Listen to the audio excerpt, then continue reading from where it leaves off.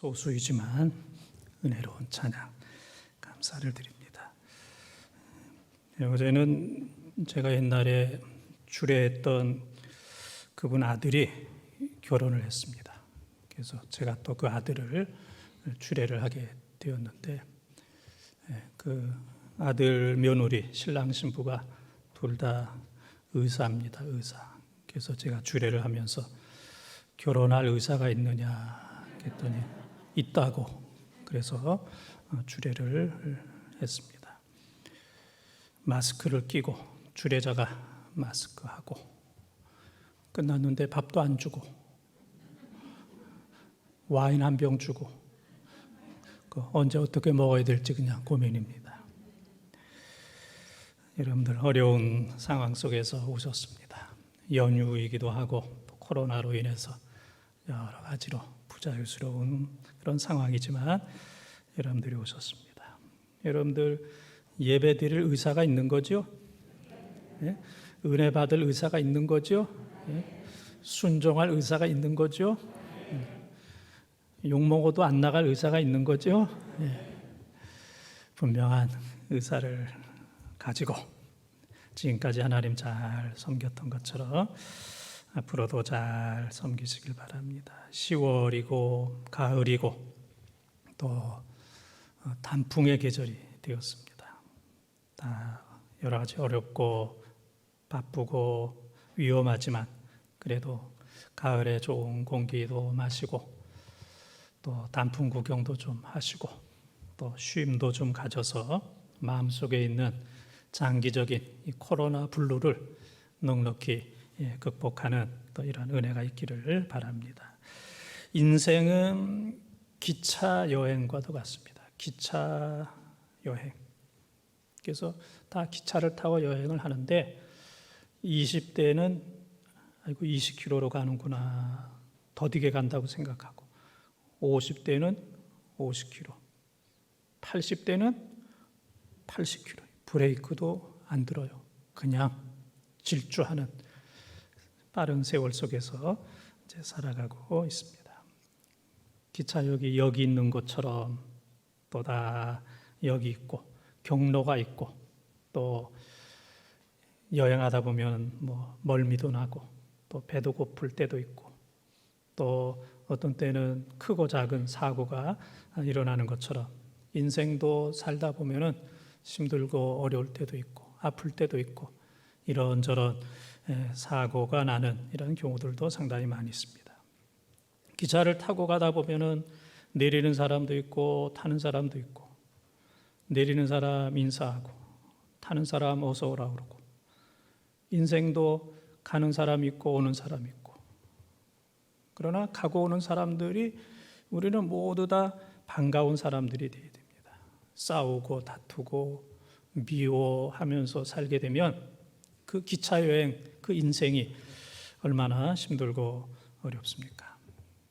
그래서 기차도 종착역이 있는 것처럼 우리의 인생도 신앙도 가다 보면은 어느 날 종착역이 있습니다. 그래서 그 종착역에 내려서 무엇을 하려고 할 것이 아니라 종착역에 이르기 전까지 사람들과 늘 좋은 관계를 가지면서 반갑게 인사하면서 감사합니다, 사랑합니다, 또 축복합니다, 그러면서 인생을 살다가 언젠가 하나님께서 우리를 부르시면 하나님 앞에 성공적으로 가는 우리 모든 성도들이 꼭 되기를 바랍니다. 오늘 말씀은 이 다윗이 인구조사를 한 말씀입니다. 인구조사. 그런데 인구조사는 뭐 당연히 하는 겁니다.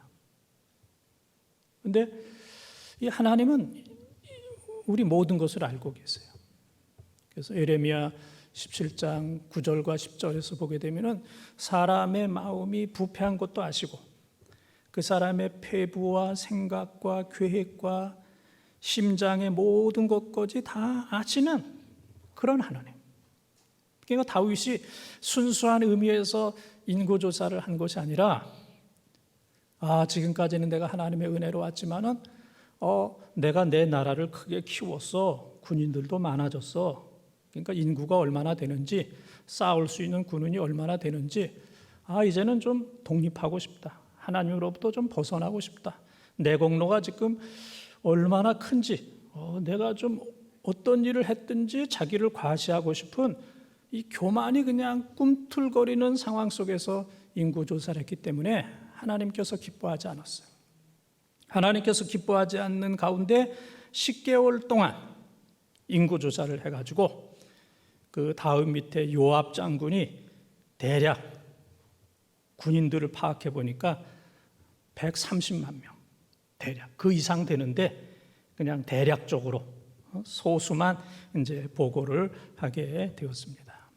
그 상황 속에서 다윗도 하나님 앞에 내가 죄를 졌다. 교만한 마음으로 인고조사한 거, 동기가 순수하지 못한 거, 하나님 불신하는 마음으로 인고조사한 거, 하나님이 기뻐하지 않는구나 라는 것을 그가 그제서야 이제 깨닫게 되었습니다. 그래서 그가 하나님 앞에 고백하기를, 내가 하나님 앞에 범죄했습니다. 내가 큰 죄를 졌습니다. 그렇게 고백을 합니다. 그래서 하나님께서는 이 다윗에게 네가 하나님 앞에 범죄했기 때문에 세 가지 가운데 한 가지 벌을 선택해야 된다. 첫 번째는 7년 기근. 7년 기근. 그런데 이제 오늘 본문은 사무엘하 24장이지만은 똑같은 내용의 본문이 역대상 21장에 있어요. 거기에 보게 되면 이제 3년으로 되어 있어요. 7년과 3년에 이제 그런 다른 점이 있습니다. 오늘 본문에는 이제 7년 기근. 두 번째는 3년 동안 원수에게 쫓겨다니면서 죽는 거. 원수들한테 3년 동안 쫓겨다니면서 많은 백성들이 죽는 거. 세 번째는 3일 동안 전염병으로 백성들이 죽는 거. 이거 뭐 세 가지 다 어렵잖아요. 한 가지 선택하는 게 참 어려운데 그래도 그냥 빨리 끝나는 게 좋을 거다 생각해서 다윗이 세 번째 3일 동안 전염병으로 인해서 백성들이 죽는 것을 선택을 했는데 3일 동안 7만 명이나 되는, 뭐 지금도 많은 숫자지만은 그 당시에 많은 죄 없는 순박한 백성들이 다윗의 큰 범죄로 인해서 7만 명이 죽는 이러한 역사가 나타나게 되었습니다. 오늘은 우리 교회 행사로 말한다면 10월 둘째 주는 성찬 예식이 있는 주일입니다. 그러나 코로나로 인해서 금년에 성찬 예식을 하지 못하고 있지만 오늘 말씀을 들으면서 성찬 예식을 한다. 주님의 살과 피를 먹는다. 주님과 대면한다. 주님과 하나가 된다 하는 이제 그러한 마음으로 내가 하나님 앞에 큰 범죄를 하였습니다. 다윗의 마음으로, 간절한 마음으로 하나님 앞에 예배하는, 은혜 받는 축복의 시간이 되시기를 주님의 이름으로 축원을 드립니다. 첫 번째 우리 같이 한번 읽겠습니다. 하나님의 종인 가세의 말씀에 순종했습니다. 18절 말씀을 함께 읽겠습니다.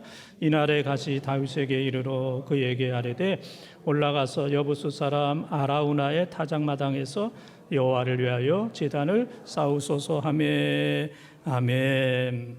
하나님께서 하나님의 종 갓을 보내게 되었습니다. 조금 전에 말씀드렸던 것처럼 오늘 본문 사무엘하 24장과 역대상 21장은 똑같은 말씀인데 이제 두 가지가 좀 차이가 있습니다. 하나는 오늘 본문에는 7년이라고 되어 있는데 역대상에는 3년이라고 되어 있고, 또 오늘 본문에는 여기 나오는 사람의 이름이 아라우나, 아라우나인데 역대상 21장에 보게 되면은 오르난 그랬습니다. 오르난. 이름이 좀 달라요. 근데 이게 다른 사람이 아니고 똑같은 사람인데 시브리식으로 그 사람의 이름을 읽으면 아라우나예요. 아라우나. 그 시브리식으로 읽으면 오르난이고 여부스식으로 읽으면 아라우나. 그러니까 어느 식으로 읽느냐. 제가 우리 한글 이름으로는 제 이름이 김정호잖아요. 미국식으로는 마이클 김이라고 들어보셨는지 모르겠어요. 예? 예. 김정호, 그다음에 마이클 김. 이게 이제 다른 것처럼 시브리식으로 읽으면 오르난, 역대상 21장. 그다음에 여부스식으로 읽으면 아라우나. 그래서 똑같은 사람인데 이름이 좀 다르고, 또 오늘 본문에는 이제 7년 기근인데 역대상에는 이제 3년으로 되어 있는 것을 여러분들이 이제 이해를 하시면 되겠습니다. 그래서 이 하나님께서 하나님의 종 갓에게 다윗에게 가라 그랬습니다. 갓이라는 말이 좀 재미나잖아요. 갓. 우리 뜻으로 하면은 세 가지 뜻이 있잖아요. 갓, 금방, 금방이라는 짧은 이제 그런 뜻이 있고, 그 다음엔 갓 그러면 또 머리에 쓰는 거, 갓 아시죠? 그 다음에 또 한 가지는 갓김치라고 아세요? 예? 예. 여러 가지. 이제 다윗에게 두 선지자, 한 사람은 갓, 또 하나는 나단. 두 선지자가 있는데 이 갓이 하나님께서 다윗에게 보냈습니다. 하나님이 갓을 다윗에게 보내서 아라우나 마당에서 하나님 앞에 번제와 화목제를 드려라 그랬습니다. 이것은 영적으로 지금 3일 동안 기근 속에서 하나님의 사자가 이스라엘의 7만 명을 죽이는 이런 상황 속에서 아라우나 마당에서 하나님의 천사가 칼을 멈춘 그곳이 바로 아나우나의 마당이기 때문에 하나님께서는 갓을 통해서 그 마당에 천사가 사람을 죽이는 그 중단한 그 현장 거기에 하나님 앞에 번제와 화목제를 드리라 그렇게 말씀하셨습니다. 그래서 아라우나 마당이라고 하는 것은 그 아브라함식으로 얘기하면은 그것이 모리아산, 그 산이 모리아산이고, 또 오늘날 예루살렘 성전이 있는 예루살렘 솔로몬 성전이 있는 바로 그 장소가 바로 아라우나가 되겠습니다. 폴 투르니에라고 하는 분이 있습니다. 폴 투르니에. 나의 과거가 큰 불행이라고 생각했는데 돌이켜보니 그것은 가장 큰 행운이었다. 큰 불행이 큰 행운이었다 그랬습니다. 그래서 이 폴 투르니에라고 하는 사람은 이 세상에 태어난 지 2달 만에 아버지가 세상을 떠났고 6살 때 어머니가 세상을 떠나서 그 고아가 되어서 삼촌 집에서 자라났어요. 그래서 이 어린 시절, 젊은 시절을 이 자폐증에 시달렸어요. 말하는 것도 어렵고 사람 대하는 것도 어렵고 어디 나가는 것도 어렵고 힘들게, 그런 상황 속에서 예수 그리스도를 만남으로 이 사람이 변화가 되었고, 또 적극적인 사람이 되어서 열심히 공부하게 되었고, 또 의사가 되었고, 그리고 정신치료의학인 인간의학을 개발해서 많은 사람들을 살리는, 고치는 이러한 일을 하게 되었습니다. 그래서 그가 자기의 삶을 뒤돌아보니까 젊은 시절에 아버지가 돌아가시고 어머니가 돌아가시고 자폐증으로 고생 많이 한 큰 불행이었지만은 그것 때문에 겸손하게 하나님을 만나고, 또 하나님 만나서 의사가 되고, 또 자기와 같은 어려운 사람들을 많이 살릴 수 있는, 고칠 수 있는 사람이 된 것. 그래서 이 큰 불행이 큰 행운이 되었다 그렇게 이야기를 하고 있습니다. 우리 하나님의 사람들은 어떤 상황 속에서도 하나님 앞에 순종해야 됩니다. 여러분들이 잘 아시는 대로 하나님께서 아브라함에게 100살의 아들을 주셨어요. 그런데 아들 이삭이 청년이 되었을 때 갑자기 하나님께서 이유도 없이 그 아들 이삭을 오늘 아라우나 마당인 그 모리아 산에서 번제로 드리라 그랬습니다.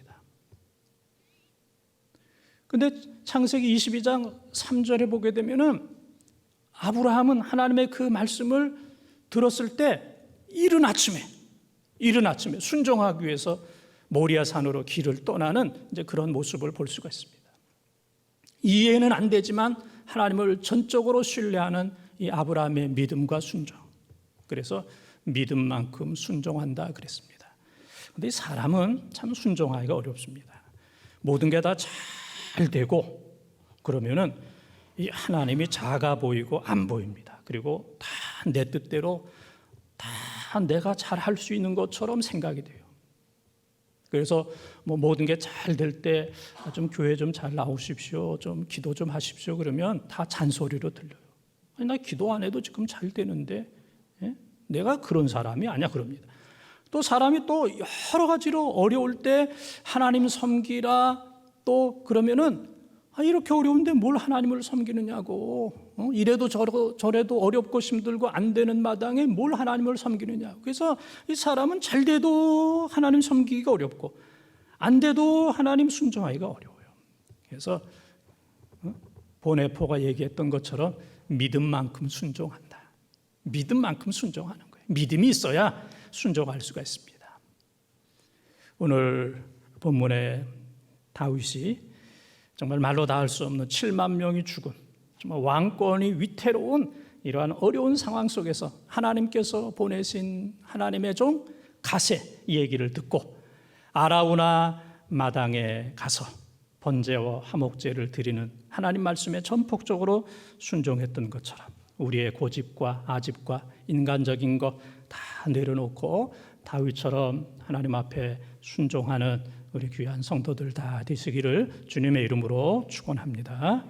두 번째 따라하겠습니다. 값을 지불하는 번제입니다. 값을 지불하는 번제입니다.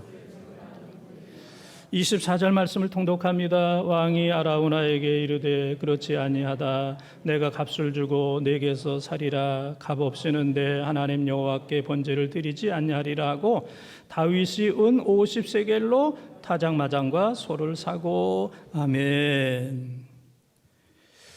오늘 말씀을 이어가게 되면은 아라우나라고 하는 이 여부스 사람이 아라우나가 타작을 하고 있는데 다윗 왕과 신하와 군사들이 온 거예요. 그래서 이 농부 아라우나는 아이고 이거 죽었다. 큰일 났구나. 저분들이 왜 왔는지 모르지만은 나는 죽었다. 그래서 오늘 말씀에 보게 되면은 얼굴을 땅에 대고 절을 했어요. 왕이기도 하고 또 두렵기도 하고 이거 죽었다라고 생각하고 얼굴을 땅에 대고 절을 했어요. 그랬더니 다윗이 내가 여기 온 것은 내 마당에서 소를 잡아서 하나님 앞에 불태워서 드리는 번제와 화목제를 드리기 위해서 내가 여기 왔다. 두려워하지 말아라 그랬습니다. 그랬더니 아라우나가 살았구나. 이제 내가 살았기 때문에 무엇도 아깝지 않다. 그래서 왕을 향하여 왕께서 우리의 이 타작 마당에서 번제를 드리게 됐다면 내 땅을 왕에게 드릴 것이고 내 소를 왕에게 드릴 것이고 뗄나무와 번제와 화목제를 드리는 데 필요한 모든 것 거저 아낌없이 다 무료로 기쁨으로 다 드리겠습니다 그랬어요. 그랬더니 다윗이 지금 읽은 말씀에 보면은 값 없이는 내 하나님 여호와께 번제를 드리지 아니하리라 그랬습니다. 내가 거저 준다는 거 진심이다. 그러나 내가 하나님 앞에 값 없이 번제를 드리지 않겠다. 그래서 50세겔을 주고 그 모든 것을 샀어요. 얼마를 주고 샀다고요? 50세겔. 나중에 또 물어볼 겁니다. 50세겔. 이 50세겔은 아라우나의 그 마당만 아니고 모리아산 전체를 사는 그 당시 큰 값을 다윗이 주고 그 마당과 소와 그 다음에 땔감과 필요한 모든 것들을 샀어요. 다윗이 값이 없이는 하나님 앞에 내가 제사를 드리지 않겠다. 다윗은 얼마든지 공짜로 받을 수도 있고 국가 예산으로 할 수도 있는데 공짜로 받거나 거저 준다고 하는 거 그냥 꿀꺽하지 아니했습니다.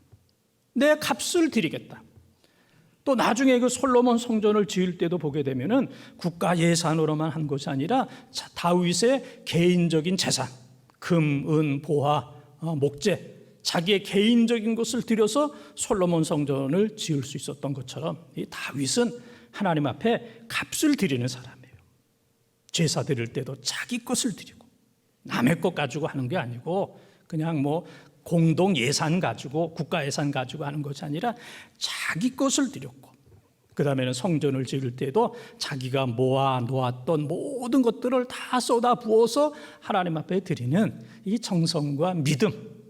그러니까 하나님께서 다윗을 볼 때 사무엘상 13장 14절 또 사도행전 13장 22절에 보게 되면 다윗이 내 마음에 합한 자다.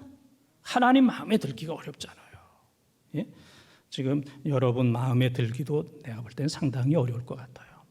여러분 마음에 들기도 어려운데 하나님 마음에 들기가 어려운데 하나님께서 다윗은 내 마음에 합당한 사람이다. 그만큼 믿음이 있었고 하나님 앞에 드릴 줄 아는 이제 그러한 삶이었기 때문에 그랬습니다. 어떤 돈 많은 사람이 무인도를 하나 샀어요. 큰 무인도를 샀는데 거기 나무도 많고 풀도 많고 가축들이 살기에 아주 좋은 거예요. 그래서 자기가 평소 보았을 때 토끼, 다람쥐, 사슴, 양, 토끼, 다람쥐, 사슴, 양 예쁘죠? 예? 예쁘고 순하고 누구를 뭐 해치는 잡아먹는 이런 게 아니고 그냥 평소에는 늘 손해만 보는 그냥 늘 당하고 사는 이런 짐승들을 모아놓고 야 너희들 이 무인도에서 마음껏 살아라. 그냥 호랑이나 사자나 늑대나 이런 거 없는 데서 마음껏 편안하게 좀 행복하게 살아라. 그래서 그냥 풀어줬어요. 그러니까 모든 환경과 시설이 만점입니다. 근데 시간이 지나면서 보니까 이 동물들이 그냥 윤기도 없어지고 핏기도 없어지고 몸도 허약해지고 막 아프고 병들고 비실비실 해가는 거예요.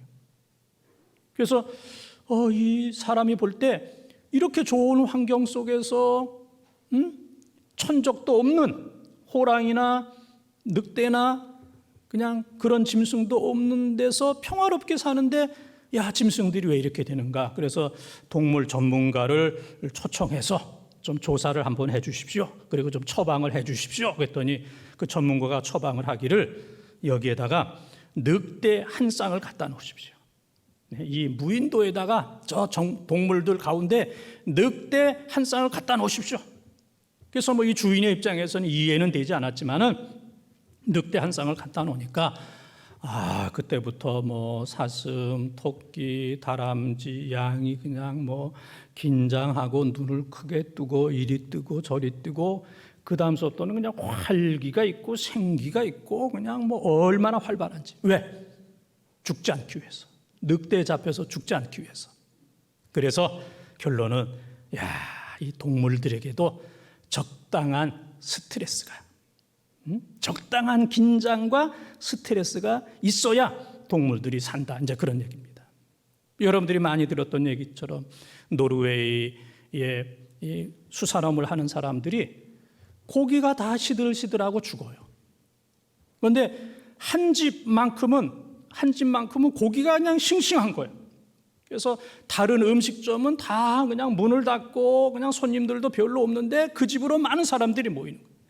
비교를 가르쳐 달라. 어떻게 해서 고기가 싱싱하냐? 고기가 그냥 어떻게 그냥 꼬들꼬들하고 그렇게 맛있느냐?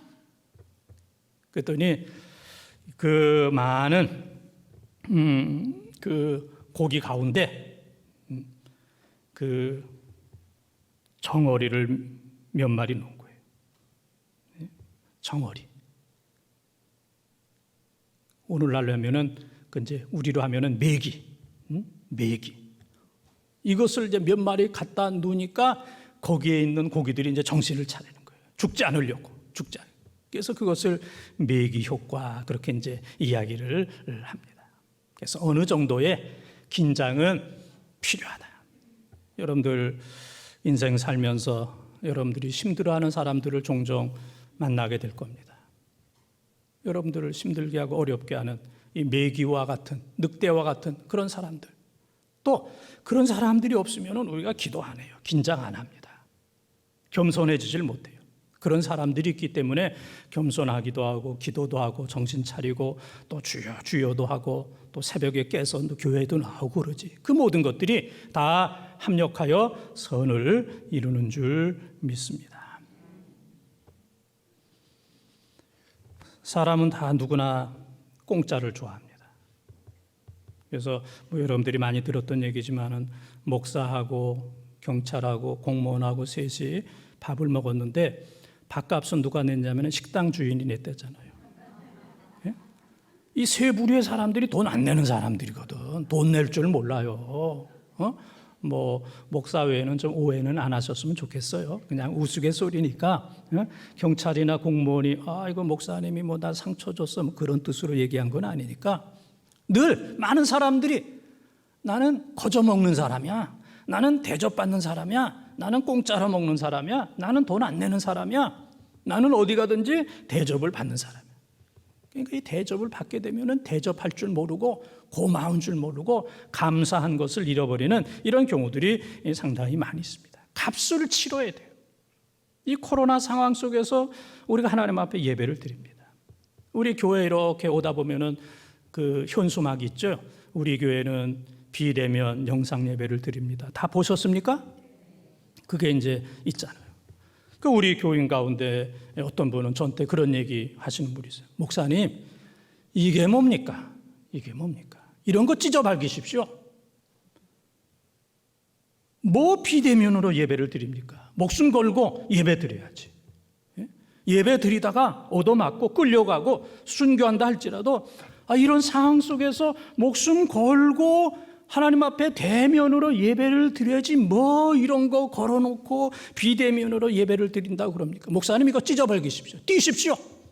그리고 목숨 걸고 예배 드려야 된다고. 그런 분 계세요. 또 그 얘기를 듣고 제가 그거 찢어발기고 또 대면으로 예배를 드리면 어떻습니까? 또 우리 교인들 가운데는 또 어떤 분이 계시냐면은 이 코로나 상황 속에서는 모이면 안 됩니다. 소수라도 모이면 안 됩니다. 이러다가 잘못되면 목사님 다 책임질 겁니까? 코로나 완전히 끝날 때까지 교인들 교회 오게 하면 안 됩니다. 그냥 비대면으로만 영상으로만 예배드려요. 한 사람이라도 오면 안 됩니다. 목사님 정신 차려야 됩니다. 한 사람이라도 코로나 걸리고 그러면 교회 그날로 문 닫는 겁니다. 또 그렇게도 야단치는 분이 계세요. 그렇다고 또 그날로 또 문 닫을 수도 없고 현수막 찢어버릴 수도 없고 또 그 사람 얘기 듣고 문 닫을 수도 없고 아이고 제가 이렇게 어려워요. 불쌍히 여겨주시기를 바랍니다. 이러지도 못하고 저러지도 못하는 이 불쌍한 목사 누구나 다 값을 치러야 돼요. 목사 거저하는 거 아닙니다. 값을 치러야 돼요. 목사이기 때문에 이런 사람 저런 사람으로부터 이런 얘기도 듣고 저런 얘기도 듣고 공격도 받고 그런 식으로 해서 되겠느냐. 어떤 때는 이거 빌립보서 3장 1절부터 7절에 보게 되면 사도 바울이 자기 과거 얘기를 하잖아요. 내가 이랬던 사람인데 내 모든 것을 빌립보서 3장 8절에 보게 되면 배설물처럼 버렸노라 그랬던 것처럼 내가 저 사람한테 이런 얘기를 들어야 되나? 내 나이가 어떤데 나도 그래도 괜찮은 사람이고 그러는데 내가 저 사람한테 저거 현수막 찢어버려라 정신 차려라 또 코로나 완전히 끝날 때까지는 교인들 한 사람이라도 교회 오면 안 된다 다 목사님이 책임질 거냐 정신 좀 차려라 내가 저 사람한테 이런 얘기 들을 사람인가 라는 이제 그런 생각이 들 때도 있지만 목사이니까 듣는 거예요. 목사니까 그런 값을 반드시 치러야 되는 그런 값을. 마태복음 16장 23절 24절에 보게 되면은 베드로가 신앙을 고백한 이후에 주님이 십자가를 진다 그러니까 주님 십자가 지면 안 됩니다 그랬어요. 그랬더니 주님께서 베드로를 향하여 사탄아 물러가라. 내가 하나님의 일이 아니라 사람의 일을 생각하는도다. 사람의 일을 앞세우는 것은 사탄이에요. 그리고 24절에 말씀하시기를 누구든지 나를 따르려거든 자기를 부인하고 자기 십자가를 지고 나를 따를 것이니라. 자기를 부인하고 십자가를 져야 됩니다. 값을 지불해야 돼요. 어느 누구도 값을 지불하지 않고는 하나님의 십자가를 질 수 없고 하나님께서 주신 귀한 사명을 결코 감당할 수 없습니다. 오늘 다윗이 아라우나의 마당을 얼마에 샀다고 그랬어요? 얼마에? 내 물어본다 그랬잖아요. 50세겔에 샀다고 그랬어요. 값 이상의 값을 주고 샀어요. 값 없이는 내가 하나님 앞에 제사를 드리지 않겠노라. 오늘 우리가 하나님 섬기는데 값을 지불해야 돼요. 50세겔을 지불해야 됩니다. 시간도 몸도 마음도 물질도. 대부분의 사람들이 50세겔 이상의 값을 지불하지만 평생 동안 신앙생활 하면서 시간이나 물질이나 순종이나 모든 면에 있어서 1세겔, 2세겔, 5세겔, 나는 5세겔 이상은 난 드리지 않겠어. 5세겔 이상 하나님 앞에 드리라고 그러면은 나는 신앙이고 뭐고 다 그만둘 거예요. 그런 사람도 있거든요. 그래서 평생 5세겔밖에 드리지 않는, 50세겔을 드려야 되는데 5세겔밖에 드리지 않는, 그 이상 드리라고 그러면 난 모든 거 다 그만두겠어. 나는 값을 지불할 수가 없어. 나는 5세겔 이상은 내 값을 지불할 수 없어. 거기에는 은혜도 감격도 없다 하는 사실을 기억하면서 다윗이 거저 받을 수도 있지만 50세겔의 값을 치르고 번제와 화목제를 값을 들여서 하나님 앞에 드렸던 것처럼 여러 가지 많은 값을 들여서 희생하고 섬기고 하나님 잘 섬기는 우리 본동의 가족들이 다 되시기를 주님의 이름으로 축원합니다. 세 번째 따라하겠습니다. 여호와를 위하여 드리는 제사입니다. 여호와를 위하여 드리는 제사입니다. 25절을 통독합니다. 그곳에서 여호와를 위하여 제단을 쌓고 번제와 화목제를 드렸더니 이에 여호와께서 그 땅을 위한 기도를 들으심에 이스라엘에게 내리는 재앙이 그쳤더라. 아멘. 이 다윗이 아라우나 마당에서 50세겔로 값을 주고 번제와 화목제, 번제와 화목제는 쌍둥이입니다. 성경에 보면 번제와 화목제는 늘 붙어 있어요. 번제를 드리면 화목제를 드려야 되고 화목제를 드리면 번제를 드려야 됩니다. 번제 없는 화목제 없고 화목제 없는 번제는 없습니다. 이것을 드렸을 때 하나님께서 그 제사를 받으시고 재앙을 거기에서 그쳐버렸다. 재앙이 그쳤더라. 그렇게 성경은 이야기를 하고 있습니다. 지금 읽은 말씀에 보게 되면 여호와를 위하여, 번제와 화목제는 여호와를 위한 겁니다. 여호와를 위하여. 우리의 신앙생활은 여호와를 위하는 거예요. 나를 위한 게 아니고. 나를 위한 거는 이건 우상입니다. 하나님을 이용하는 거예요. 우리는 하나님을 이용하는 것이 아니라 하나님을 섬기는 거예요. 그래서 다윗이 여호와를 위하여 번제와 화목제를 드렸을 때 하나님께서 그의 기도를 받으시고 재앙이 그치도록 은혜를 내려주셨던 것처럼 지금까지 우리가 신앙생활하면서 나를 위해서, 내 이익을 위해서, 나를 위해서 신앙생활했다면 이제는 그만두고, 나를 위해서 하는 건 그만두고 여호와를 위하여 신앙생활할 때 하나님께서 말로 다 할 수 없는 놀라운 은혜를 우리들에게 주시는 줄 믿습니다. 신앙생활은, 번제는 여호와를 위하여.